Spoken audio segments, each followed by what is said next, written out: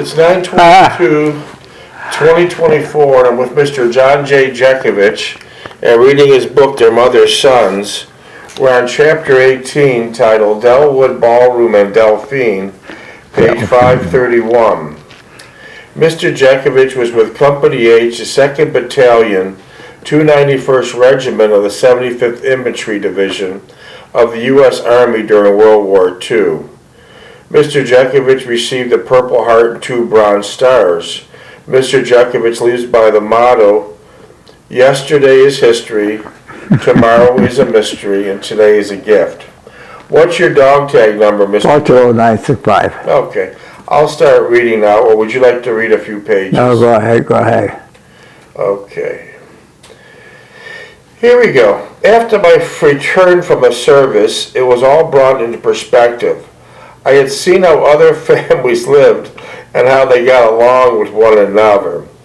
I was dissatisfied with my lot in life and wanted to change desperately, but was stopped at every turn. Then came the realization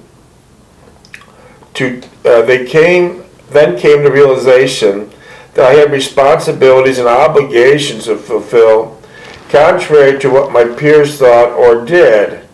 I could see the hopelessness of my mother's situation, and more so drab and isolated future.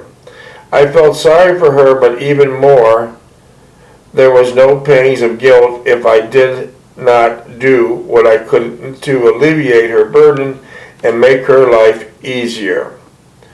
I come out of rather sparse in natural talents and mental prowess, which attested to my meager situation and station in life. My parents did not pass on to me any great gifts or skills, which did not make me beholden and appreciative to them. Yet I held them in esteem to look after their welfare and well-being.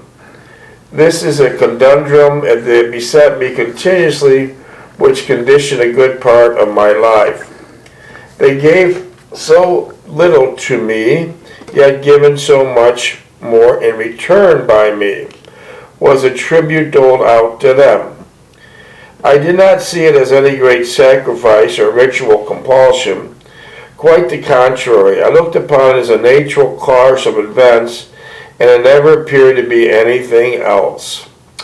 I never sought a reward or accolades, nor did I expect to be compensated later in life for my good fortune from my own children. I started to go to church dances once again, but the expectation of it slowly receded, and my enthusiasm started to wane. I only went for something to do in the anticipation it would generate in going there. Most of the time was uneventful, and a few occasions I would meet someone and see her several times and ended in the same pattern. We would date a few times, and then the main thrust of our getting acquainted would wind up the same way. They were lonely and seeking companionship and lasting relationship. Ultimately, they wanted marriage and the ability to raise a family. I could not fault them for that. I just did not care for the idea of being stalked and hunted like some prize or game for their reward. Oh boy. I had almost resigned myself to the fact that I would not do much with the remainder of my life, but continue as I had been since getting out of this service. I would scan for the help wanted section for job openings, but naturally there was nothing suitable with my limited abilities and education. I continued working at the mill, loathing there every day of it, resentful of its implications, and ever mindful of what was doing to my self-image and esteem. Steve would come home for the holidays, and I'd become more aware of his cognizance of what I was missing. His bragging mannerisms and ostentatious demeanor irritated me outwardly. Mother always exclaimed that I was jealous, and rightfully so. He would flaunt his good fortune and explain it is a lot of hard work and much sacrifice on his part. I did not for a moment imagine that he did work hard for his achievements. Did not work hard for his achievements, but at least he was afforded the luxury and the aptitude to realize them. I was glad when he would leave and make my life more bearable instead of conjuring up thoughts of what might have been different for me. It was also took a couple days to get over one of his visits and settle into my everyday existence. Mother would admonish me for not being congenial toward him, but I could not force. What's that? Okay, Mother would admonish me for not being congenial toward him, but I could not force myself to do just that. Feeling as I did, I would never have the opportunity afforded him, and that I would be doing here would never count as anything. He has been blessed with so much, and yet he thought it was something he alone generated. So he took full credit for whatever he achieved, never thinking he was aided by anyone. Looking did not see Steve in the same light I did, for he was almost in the same position as Steve, with his attitude regarding any matters at home or anything that did not touch him directly. Steve's demeanor irked him somewhat, but he never reacted to it, probably because he felt that he would act in the same way if he was given the opportunity. They did not converse much, but Steve had a tendency to seek him instead of me. And Mother always praised it and explained that was how two brothers should behave towards one another. She would set them as an example for me to emulate, and would become incensed when I would not abide by her wishes. Steve would take our relationship and as a jousting match, with me as the underdog and him as a superior being on a much higher plateau. He would converse with me only in baneful undertones, and going to attend to a broken step in the cellar. Are you going to attend to the broken step in the cellar? Having we seen the latch on the back fence, it needs looking after. Mother would take these remarks as genuine interest on his part, but I knew for what they were.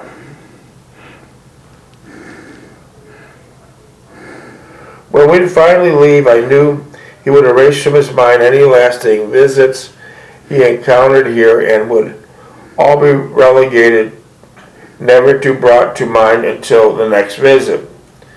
As years went by, I became more fully aware of Steve's motivation, and I could continued it less and less. Perhaps in my earlier years, I understood it more than I did, and I really enjoy him, was more due to my reluctance to mirror him than any real or aligned allegiances to my immediate family.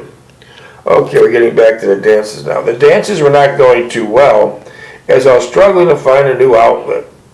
It was difficult for me. I was limiting myself to a very narrow band of social events. I did not want the bar scene. By the same token, I did not know enough people outside to make any contacts with. I was still going to the library and doing much reading at home as always. I had renewed my subscription to the Book of the Month Club and was getting a steady stream of books that I had an interest in. Mother would get angry every time a book package would arrive and inform me that I was wasting my money and time. So whenever you got a book, your mother didn't like it, right? Yeah. Same old story with her, right? Yeah. She didn't see too many of them, though. What? She didn't see too many of them, though. Did your mother ever read books? No. So she didn't want you reading books? She read the Polak paper, Janet Klasinski. Oh, yeah? Did you deliver the Polish newspaper? I was delivering 150 Polish papers, a day. Oh, was it a pretty big route then? Yeah. They never paid, too. Why is that? It was cheap. Cheap? So what did you do when the customer didn't pay? It builds up, and if I go to one side and say, look, you gotta pay me, I'm destitute. Oh, okay, we'll pay you a little bit, you cry baby. But generally they didn't want to pay you. Yeah. Or did they claim they already paid They you want and the they free did? paper. Did they claim they already paid you and they didn't? Yeah, Shoo, that was a hard job then, huh? yeah. How'd That was you- biggest part of the job, was trying to get the money. So delivering the papers was easy, but trying to get your money was the most difficult. Yeah, yeah. How'd you deliver the papers? In a wagon? No, my bicycle, my red star bicycle, with Oh, a wow. button on the side to pull the horse, Horn on the side and the lights, and it was a beautiful. and a basket in the front. Yeah. Red Knight. Yeah, Red Knight are popular bikes then, and they're collector bikes Yeah. now. Balloon tires, Balloon tires. Where would you fill up the tires at? Where would you get the air? Montgomery Wards. But where would you go get air at? Is there a gas station near you? Oh yeah, use the same air stage, air hose, yeah. So you would deliver your newspapers on a bicycle, but what would you do during the winter with lots On a of snow? bicycle, On a bicycle. yeah. Did you slip off of it a lot in that ice? Yeah, I didn't slip off of it, no. It's right by the bare spots. Oh, wow. That's amazing. I went from the Portage Road all the way down Packard Road, all the way down to DeVoe.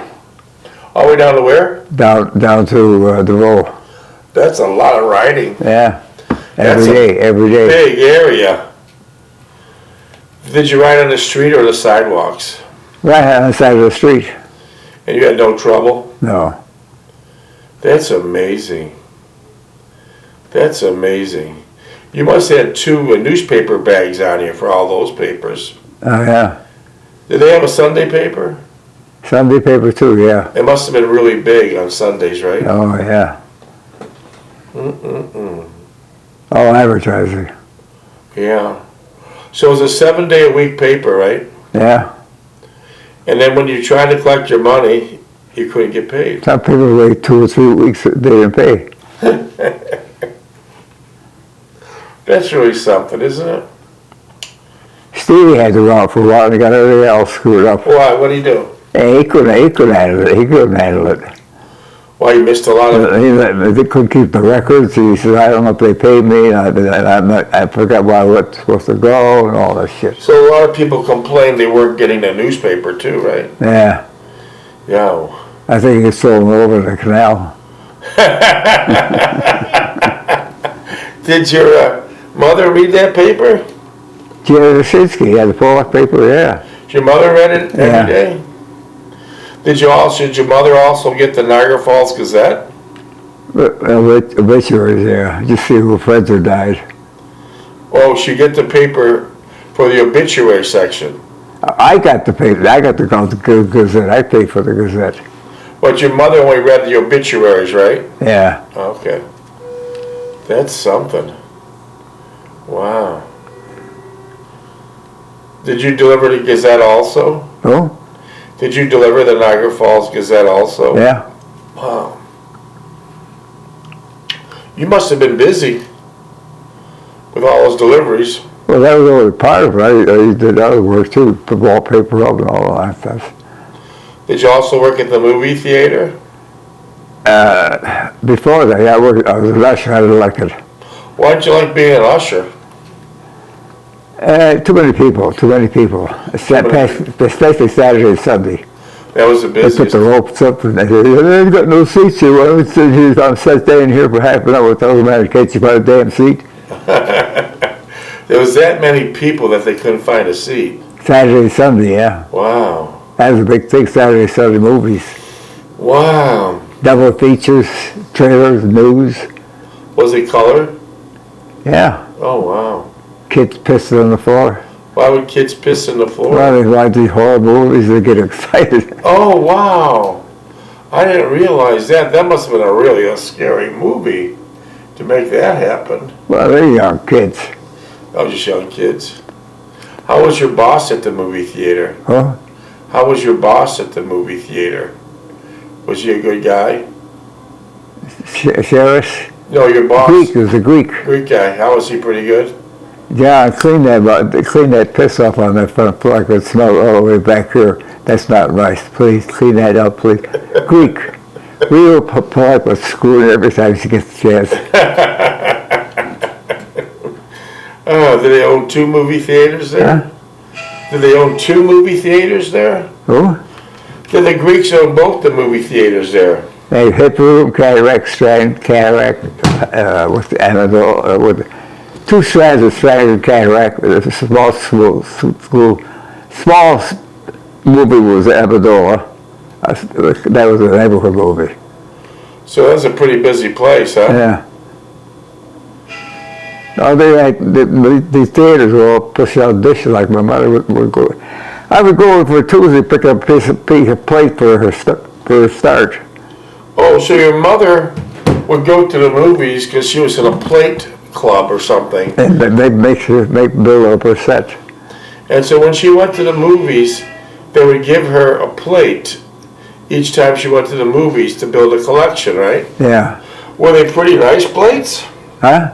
Oh yeah, they were top of the line plates. Yeah. And did your mother collect the whole set? Yeah. Every Tuesday she was there. I was with her. Did your sister collect the whole set? My sister's too young. She was, yeah, okay, she was too young. How would your mother get to the movies? Most of the time with me, I drive her. Okay, okay. She walked to work, but she wouldn't walk to the movies. Your mother must have been in great shape. Yeah.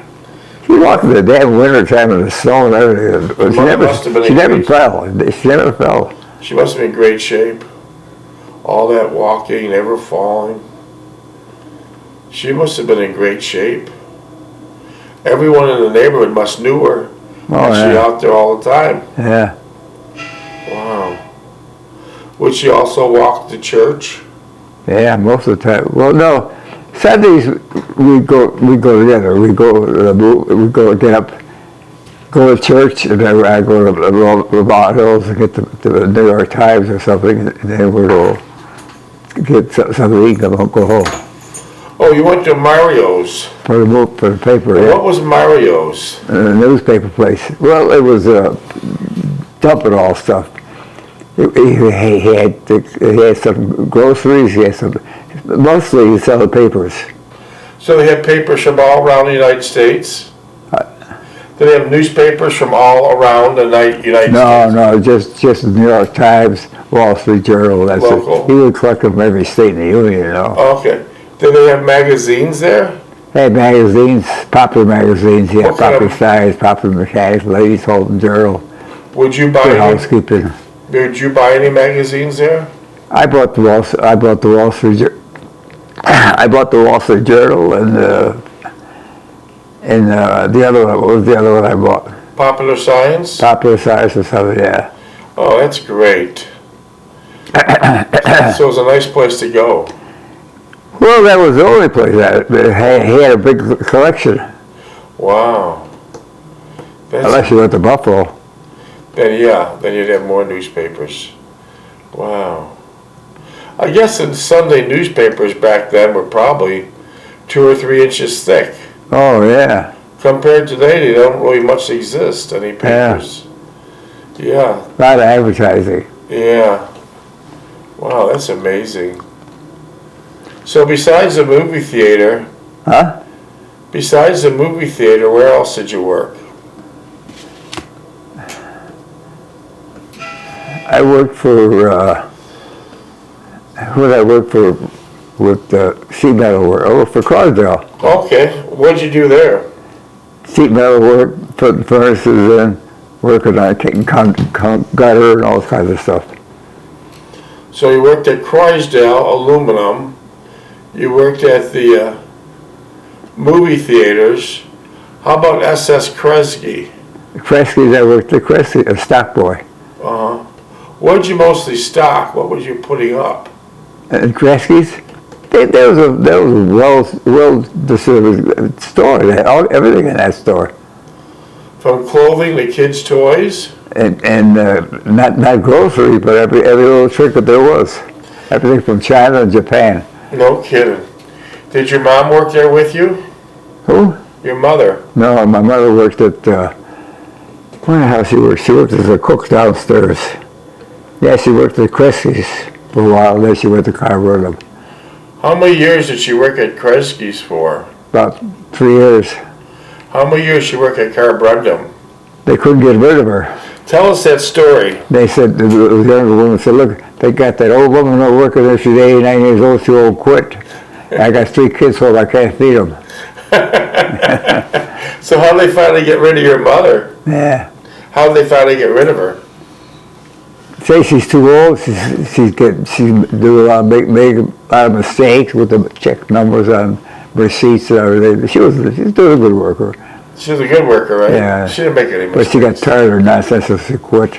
Yeah. She was there 10 years. How many, did your father work there too? At Carborundum? Yeah. Yeah, he works at Carborundum, yeah. That's where he got the job for her. So your father and mother worked side by side? No, they weren't my father worked in the mill, and she worked in the office, or in the kitchen downstairs. Okay, I understand. Did you ever work at Carborundum? Yeah.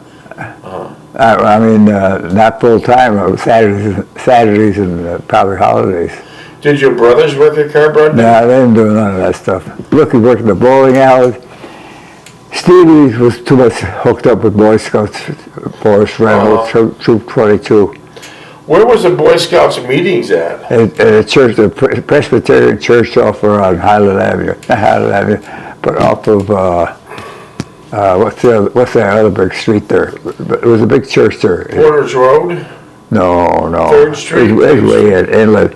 And it was a good Presbyterian church, and they had meetings, Boy Scout meetings downstairs. Did you ever join the Boy Scouts? No. Was your brother Steve? He was Troop 22, yeah.